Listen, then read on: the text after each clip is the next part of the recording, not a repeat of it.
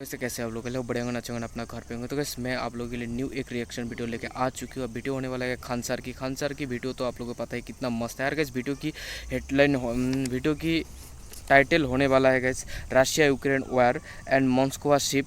और उसके साथ gas India cancel MI-17 helicopter deals with Russia. और गैस आप लोगों को पता है रशिया से इंडिया ने MI-17 हेलीकॉप्टर खरीदने वाला है, जिसकी डील ये इंडिया ने ऑलरेडी कैंसिल कर दिया है। उसके बारे में भी खान सर बताने वाला है। उसके साथ गैस NDA का जो बैच है उस सेकेंड बैच उसको भी ओपन कर दिया। आप लोग अगर NDA का पढ़ाई करना चाहते हो तो ज्वाइन कर सकते हो। और गैस यही आज की हेडलाइन है। चलिए गैस जल्दी से खान सर की वीडियो देख लेते हैं गैस। खान सर की वीडियो तो बहुत ही मस्त होती है गैस, मुझे तो बहुत अच्छा लगता है। बहुत इन्फॉर्मेशन रिलेटेड होते हैं और गैस समझ में भी जल्दी आ जाता है। तो गैस आई होप आप लोगों को भी अच्छा लगेगा खान सर। तो चलिए गैस वीडियो देख लेते हैं। जय हिंद। देखिए किस तरह से रूस का इतना बड़ा जंगी जहाज मॉस्कोवा डूब गया, जिसके अंदर परमाणु हथियार भी रखे थे और परमाणु हथियार समुद्र में चला गया। चिंता इस बात की नहीं है क्योंकि ये रूस का डूबा है। मेनली हम लोग का भी जितने हथियार है ना उसमें 80% रूस के हैं। हमारे जो तेग तरकस त्रिकन श्रेणी के जितने भी तलवार क्लास के जो पानी वाले जहाज बनाए गए हैं, जो डिस्ट्रॉयर बनाए गए, वो रूस से आए हैं। तो रूस क्यों नहीं बचा पाया इससे, और क्या कारण है कि भारत रूस से 48 MI-17 हेलीकॉप्टर की डील को रद्द कर दिया। देखिए रूस की जो जहाज था मॉस्को, ये काफी पुराना था, लेकिन यह काला सागर का एकदम दबदबा था। लेकिन इसे एक मामूली मिसाइल से मार के गिरा दिया गया क्योंकि इसे सेचुरेट कर दिया गया। इसके ऊपर S-300 मिसाइल डिफेंस सिस्टम लगा हुआ था। अब कोई भी मिसाइल डिफेंस की दो खराबी होती है। पहला कि वो एक लिमिटेड नंबर के मिसाइलों को ही मार सकता है। जैसे S-300 को ऐसा माना जाता है कि एक साथ ये 20 मिसाइलों को टैकल कर सकता है, 20 से 30 मिसाइलों को टैकल कर सकता है। अब इसे सेचुरेट करने का पहला तरीका ये होता है कि इसके ऊपर एक ही बार 50 ठो मार दीजिए, तो 20 ठो को तो ये काउंटर कर देगा, 20 से 30 को, बाकी कोई ना कोई तो जाके इस पे हिट करेगा। तो एक नंबर से इसे सेचुरेट कर देते हैं। नहीं तो एक टाइमिंग भी होता है, कितने टाइम में मार सकता है, एक ही टाइम पे मार दे खूब ज्यादा यहाँ पे। तो मेनली यहाँ पे खेल नंबर्स का होता है। तो यहीं पे हुआ, इस मिसाइल को सेचुरेट करके और पिन पॉइंट एक्यूरेसी के साथ से यूक्रेन इस पे मारा था। जब यूक्रेन इस बड़े से जंगी जहाज को मारा तो इसका मिसाइल डिफेंस सिस्टम भी काम नहीं कर पाया, और इसे मारने में सबसे ज्यादा मदद किया था अमेरिका का सिस्टम। देखिए इन जहाजों को मिसाइलों से बचाया जा सकता है। भारत को अपने जहाजों पर सैप सिस्टम को तैनात करना चाहिए। सैप सिस्टम क्या होता है, जैसे देखिए कोई दुश्मन का जहाज आ रहा है, अगर दुश्मन का जहाज अगर मिसाइल मार दिया है तो इस मिसाइल को मारने के लिए काउंटर मिसाइल तो मारे जाते हैं। अगर ये मिसाइल इसको नहीं मार पाया तो ये जब आ जाता है, अगर हमारा डिफेंस सिस्टम इसे नहीं मार पाया और ये मिसाइल इसके पास आ जाता है, तो उस सिस्टम पे क्या काम करता है, ये डेक के पास साइड में ये सैप सिस्टम लगे होते हैं। ये सैप के अंदर ना मेटल्स यानी छड़ धातु के छोटे छोटे टुकड़े भरे होते हैं, और इस सैप को जब फायर कर देते हैं सैप सिस्टम को, तो ये मिसाइल के चारों ओर एक दीवार बना देता है, सील्ड बना देता है। जैसे देखिए यहाँ पर ये जहाज है, और ये जहाज अगर आप यहाँ हवा में देखिएगा तो ये क्या लगा हुआ है, सैप सिस्टम फायर किया हुआ है यहाँ पर। अगर इधर से कोई भी मिसाइल आएगी तो इसमें हवा में छोटे छोटे मेटल के टुकड़े तैर रहे हैं, यहीं पे मिसाइल को ब्लास्ट कर देगी और ये जहाज पूरी तरह से सेफ हो जाएगा। तो यूक्रेन ने जो हमला किया उस पर रूस का ना सैप सिस्टम काम आ पाया और ना ही उसका एयर डिफेंस काम आ पाया। तो हमें तैयार रहना चाहिए, क्योंकि हमारे जो दोनों दुश्मन होते हैं पाकिस्तान और ये चाइना, ये यूक्रेन की तुलना में पावरफुल है यहाँ पर, इसलिए हमको इस पर मतलब अपने हिसाब से एक लेसन लेना चाहिए। अब ये काला सागर है, काला सागर में जो रूस का जहाज था इसे सैटेलाइट से देखा था अमेरिका ने, और सैटेलाइट से इस जहाज को देखकर अमेरिका ने यूक्रेन को बता दिया, और यूक्रेन इस पर कई डायरेक्शन से मार के इसे एक साथ मारा और टाइम सेचुरेटेड करके इस जहाज को डुबा दिया। अभी यूक्रेन एग्रेसिव हो गया है, क्योंकि युद्ध जब लंबा जाता है तो दोनों ओर से घाटा होने लगता है। अब इसमें यूक्रेन की मदद अमेरिका कर रहा है, साथ में इलॉन मस्क की कंपनी जो स्टारलिंक है उसने भी वहां की सेना को और आम लोगों को डाटा प्रोवाइड कर दिया है अपने स्टारलिंक सैटेलाइट से। स्टारलिंक सैटेलाइट अंतरिक्ष में रहता है, ये डायरेक्ट मोबाइल से कनेक्ट नहीं हो सकता है। जिस किसी को भी स्टारलिंक का सैटेलाइट का कनेक्शन चाहिए होता है वो अपने यहाँ एक डिश का ये कनेक्शन लेता है और इसे अपने खुले में या कहीं पे भी आराम से इसे खोल सकता है। ये जो सैटेलाइट है इसे इंटरनेट प्रोवाइड करती है और ये अपने अगल बगल के लोगों को इंटरनेट दे देता है। एक सर्टेन एरिया में ये काफी अच्छा प्रोवाइड कर देता है, इसमें टावर की जरूरत नहीं होती है। तो ये एलॉन मस्क की कंपनी ने यूक्रेन के सेना को, वहां के लोगों को कम्युनिकेशन में मदद कर दिया, जिससे कि वहां के लोग यूट्यूब या सोशल मीडिया से अपने चीजों को पहुंचा सके और साथ में वर्ल्ड की सिंपैथी भी गेन कर सके। और यही अगर देखेंगे रूस के साथ तो उसका यूट्यूब लेके A to Z चीजों को काट दिया गया। इसलिए रूस ने धमकी भी दिया है कि वो अपने एंटी सैटेलाइट मिसाइल से इन स्टारलिंक के सैटेलाइटों को मार गिराएगा। रूस का सबसे खतरनाक एंटी जो सैटेलाइट मिसाइल है वो A235 PL9 नूडोल मिसाइल है। ये नूडोल मिसाइल किसी भी सैटेलाइट को मारने के लिए एकदम सटीक पिन पॉइंट एक्यूरेसी से मार के गिरा देता है। हालांकि अब तक एक भी मार के गिराया नहीं है, लेकिन इसके पास ये क्षमता है, सैटेलाइट में मार के गिरा सकता है। भारत के पास भी ये क्षमता है, अंतरिक्ष की लड़ाई को लड़ सकता है, तो हमें हमेशा तैयार रहना चाहिए। अभी देखिएगा यूक्रेन जो है एकदम छोटा सा था, अमेरिका और यूरोप के अन्य देश बड़ा चालबाजी से ये काम किए कि रूस जैसे देश से लड़ने के लिए यूक्रेन को डिफेंसिव हथियार दे दिए। हथियारों की दो कैटेगरी होती है, एक ऑफेंसिव जो हमला करने के लिए होता है, जो रूस के पास भरपूर है,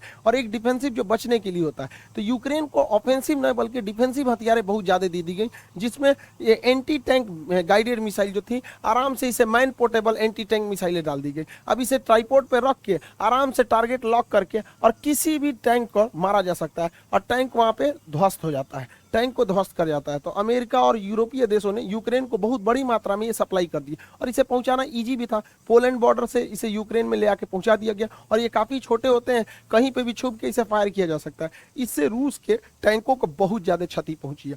इवन रूस के टैंक जो है वो कई सारे टैंक यूक्रेन की सेना के पास आ गए।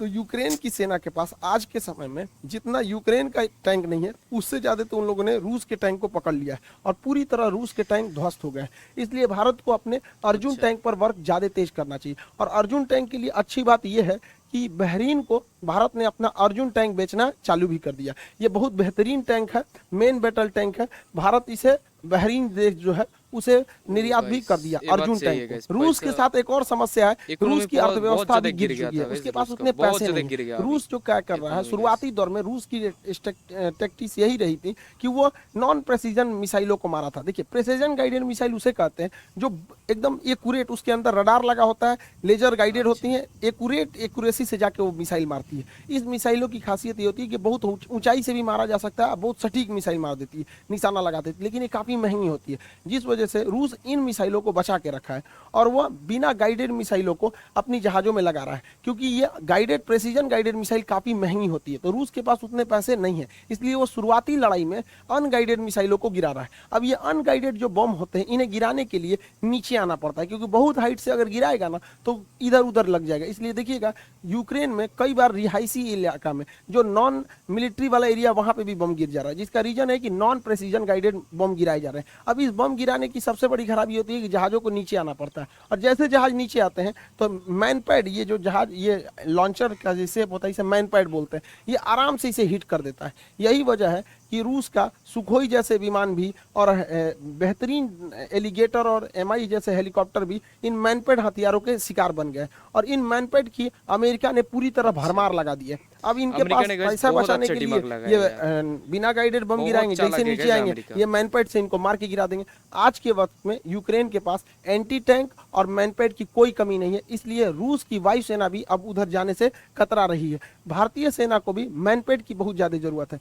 मैनपेड से बचने के लिए फ्लेयर गन छोड़े जाते हैं। फ्लेयर जो होते हैं, ये देखिए, मैनपेड जो होता है मेनली इंजन की गर्मी को देख के पहचानता है, तो ये लोग क्या करते हैं, फ्लेयर छोड़ देते हैं पीछे, ये फ्लेयर छोड़ देते हैं पीछे, जिससे कि ये भटक जाता है। लेकिन आजकल एकदम एडवांस आ गए हैं, जिससे ये नहीं भटकता है। भारतीय सेना पिछले 6 सालों से ऐसे मैनपेड की डिमांड कर रही है, और भारतीय सेना को ऐसे 1000 मैनपेड की जरूरत है, लेकिन ये पिछले 5 सालों से उन्हें ये नहीं दिया गया। और इस साल सेना ने अपने बजट से जब खरीदा तो महज 58 खरीदा है। सोचिए हम लोग अपनी सेना से कितनी लापरवाही कर रहे हैं, खास करके ऐसे डिफेंसिव हथियार को। ये तो हर कंपनी के पास एक होना चाहिए यहाँ पर, तो ये काफी ज्यादा जरूरत है, खास करके जब हम दो ऐसे अपने पड़ोसियों से घिरे हुए हैं यहाँ पर। तो भारत ने इस सब को देखते हुए रूस से जो 48 MI-17 हेलीकॉप्टर खरीदे जा रहे थे, उसकी डील को रद्द कर दिया। ये वही हेलीकॉप्टर है जिसमें हमारे सीडीएस बिपिन रावत जी का एक्सीडेंट हो गया था मौसम खराब होने की वजह से। इस डील को रद्द कर दिया गया। इसमें अमेरिका काफी खुश हुआ है, उसे लग रहा है कि अमेरिका के दबाव में भारत ने डिलीवरी करने, लेकिन ऐसा बात नहीं है।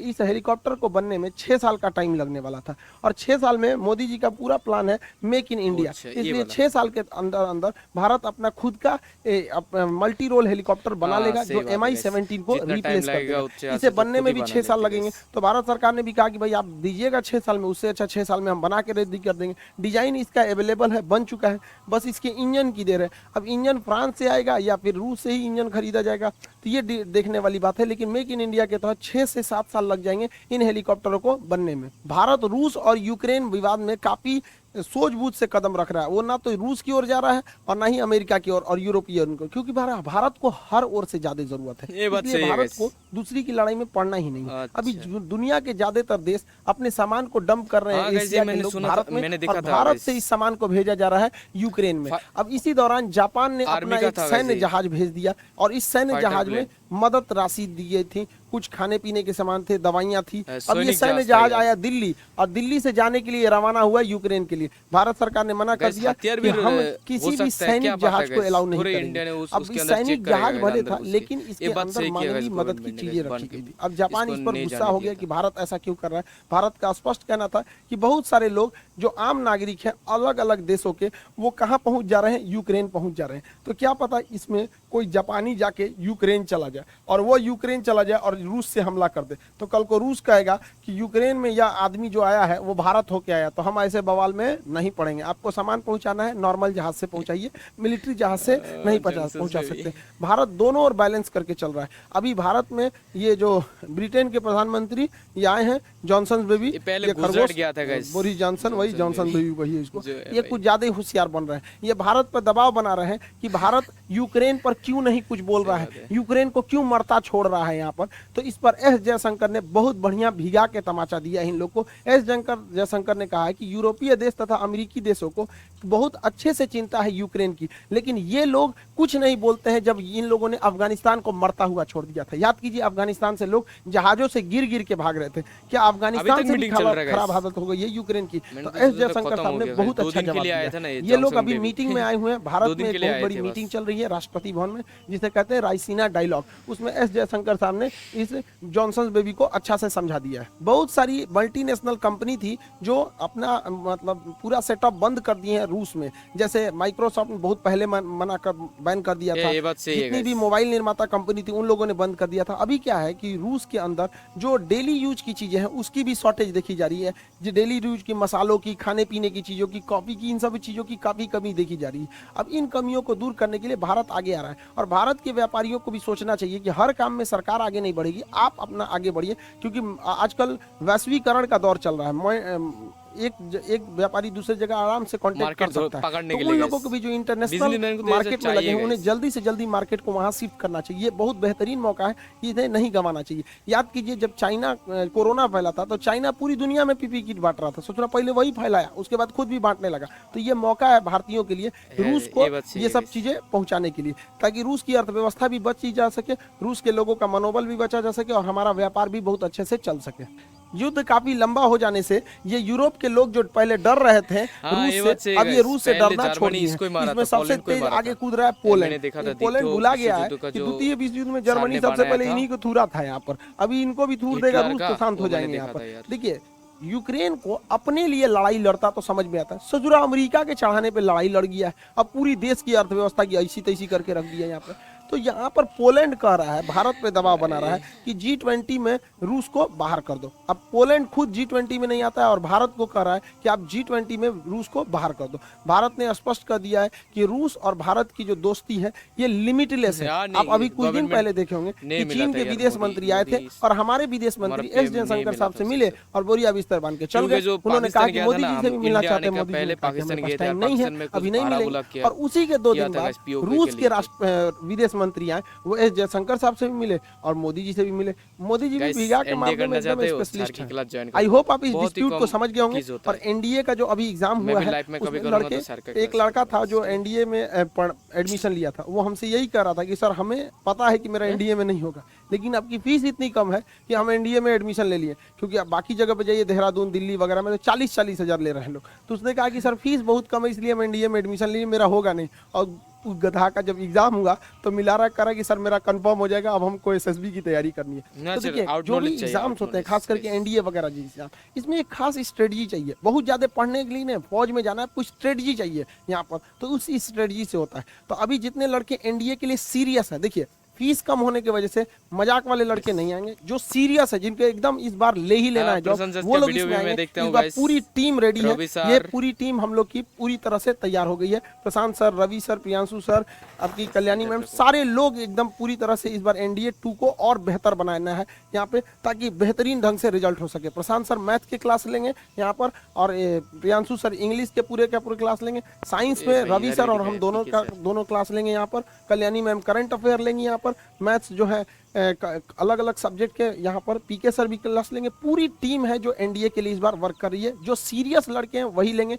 बहुत सारे लड़के ऐसे होते हैं जो सीरियस नहीं रहते हैं, उन लोग जो सीरियस नहीं रहते हैं, पढ़ाई के लिए कम से कम सीरियस होना जरूरी है। देखिए इस बार एनडीए और एयरफोर्स के जो बैच हैं वो ऑफलाइन भी है, तो जो पटना आ सकते हैं, ऑफिस आ सकते हैं, तो आप लोग यहाँ भी आके इंक्वायरी कर सकते हैं और यहाँ पे भी आके क्लास कर सकते हैं। क्योंकि बाकी अन्य जगहों पे जो लड़के यहाँ से जाते हैं 30,000 40,000 रुपये बाहर लिए जाते हैं, तो ऐसे लड़के जो इतने महंगे फीस को अफोर्ड नहीं कर सकते हैं, तो वो भी आके इजीली पढ़ सकते हैं। इस बार आप लोग का एकदम नॉमिनल, एकदम मिनिमम फी में यहाँ पे भी आप लोग को कर सकते हैं। तो जो पास के हैं वो ऑफलाइन आके पढ़ सकते हैं, जो दूर के लड़के हैं, दूर दराज के लड़के, वो ऑनलाइन भी आके, ऑनलाइन ईजी होता है कि ऑनलाइन वो पढ़ सकते हैं वहाँ पर।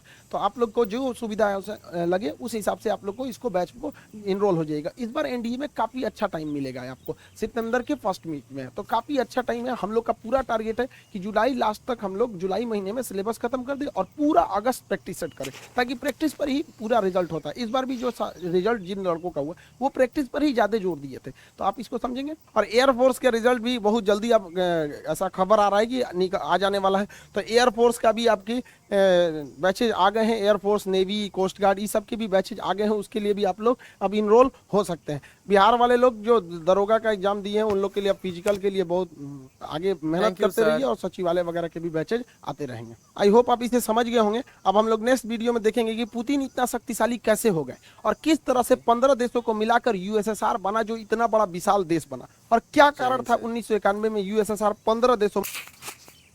वीडियो हो चुकी है ख़त्म। गाइस वीडियो की लिंक डिस्क्रिप्शन बॉक्स में आप लोग को मिल जाएगा, तो ज़रूर एक बार चेक कर लेना। और गाइस मुझे तो बहुत अच्छा लगा और मुझे सारा समझ में आ गया। आई होप आप लोगों को भी समझ में आ चुकी है। और गाइस मैं कुछ नहीं बोलने वाला हूँ, क्योंकि जैसे खान सर की वीडियो था, क्योंकि खान सर इतना अच्छे से समझा देता है जो कुछ बोलना ही नहीं पड़ता है। तो आई होप आप लोग समझ गए होंगे। तो आज के लिए इतना ही, बाय बाय, मिलेंगे नेक्स्ट वीडियो में। टेक केयर, जय हिंद। जय हिंद गाइस।